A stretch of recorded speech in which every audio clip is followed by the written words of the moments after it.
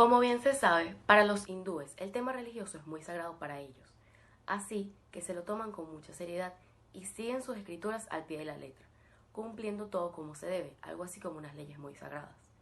El hinduismo posee dos libros sagrados, los cuales son los Vedas y los Simriti, como bien lo pudieron observar en las diapositivas, pero también existen otros textos sagrados como lo son el Rig Veda, el más antiguo, escrito en una de las formas más arcaicas del sánscrito, probablemente antes del 700 a.C.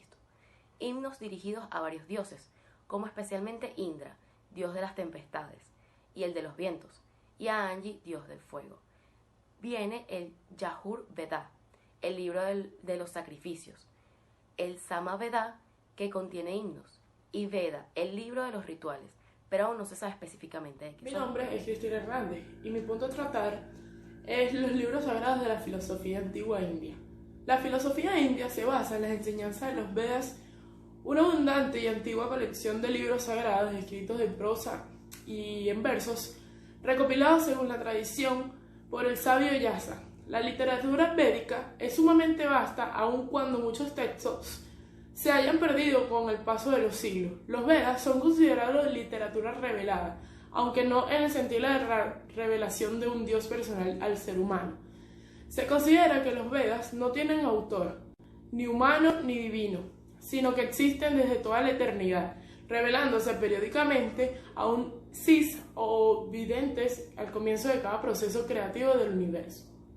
La cosmovisión védica. Los himnos del RG Veda fueron compuestos probablemente antes de que los orios invadieran la India a reflejar las características de esta civilización.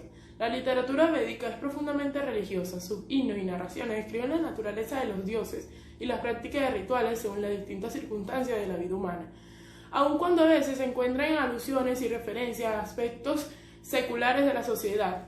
Entonces, estas son puramente superficiales y no permiten describir los detalles de las costumbres sociales y la situación política durante el periodo en el que se compusieron.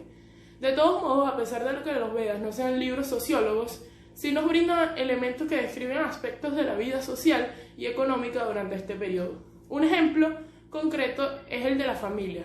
El RG Veda X85 es donde se encuentra el himno que hoy en día todavía se recita en la ceremonia de casamiento entre personas de la religión hindú y que se resalta el carácter sagrado del vínculo matrimonial para la vida. La reflexión de los Upanishads. Si en los samanitas se había desarrollado el concepto de un ser controlador único del universo, pero sin definir o analizar la naturaleza del mismo, en cambio será con los Upanishads cuando será la tarea de... Estos libros narran la historia del tentativo de afirmar y explicar la verdadera naturaleza del Ser Supremo a través de diálogos en los que distintos personajes y eventos se entremezclan y que, a través del método dialéctico, se esfuerzan en delucir la naturaleza de la verdad de Brahman. Sacrificio y meditación. Aun siendo esto parte de los Vedas, estos construyen una literatura aparte. Esta ruptura no es en estilo, sino sobre todo de contenido. De hecho, representan la oposición entre dos caminos diferentes, a saber, el camino de los ritos, sacrificios y caminos del conocimiento.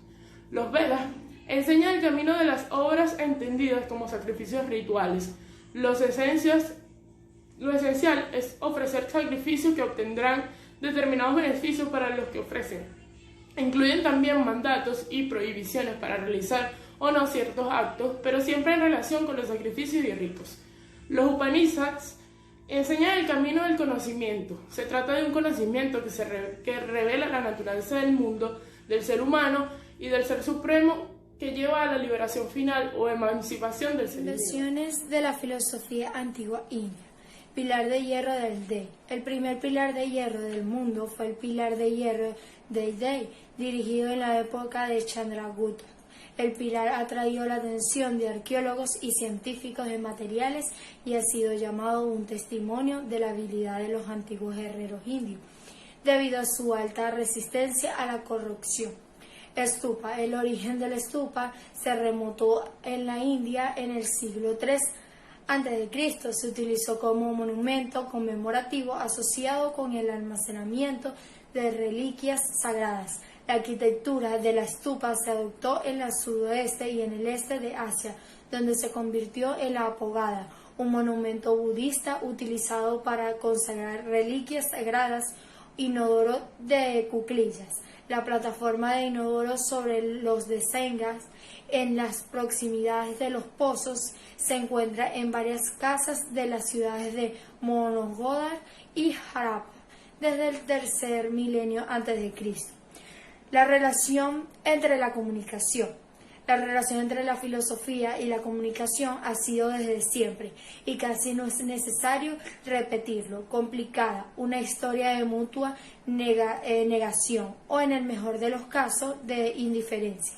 Por su parte, pocas han sido las veces que la filosofía, desde cualquiera de sus vertientes, ha intentado ver la comunicación como objeto y proceso de independización.